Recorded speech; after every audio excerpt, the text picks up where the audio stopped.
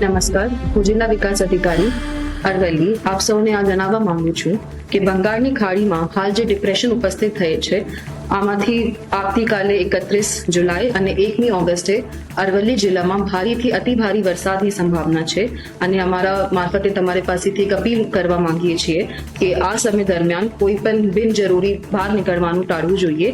સાથે નદી કિનારે કે તળાવ કે વધારે પાણી ભરાયેલા કોઈ પણ જગ્યા ઉપર રીલ કે સેલ્ફી માટે તમારે બિનજરૂરિયાત નહીં જવાનું।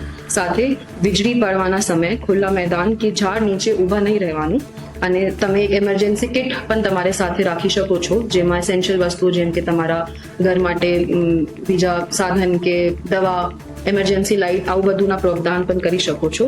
અંતે જિલ્લા વહીવટી તંત્ર તરફથી મળતી અધિકૃત માહિતી ઉપર જ વિશ્વાસ રાખીને કોઈ પણ ફેક ન્યૂઝથી તમારે બચવું જોઈએ।